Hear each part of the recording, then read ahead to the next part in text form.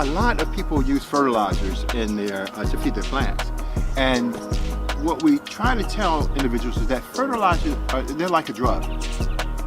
What you do is that you put the fertilizer in and it goes to the plant's root system and the plant absorbs it up, but the plant is not going out and reaching and getting its food.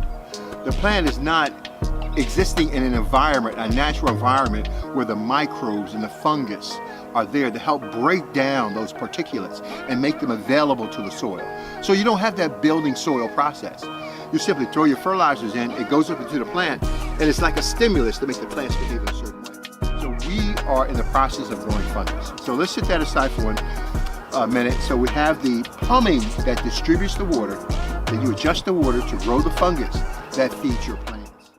The Torpedopot is designed not to grow any particular plant, it's designed to grow every plant. We plug up a little hose in the back, you turn a knob in the front, and automatically the water goes through. Now what makes this so interesting is that we don't grow food.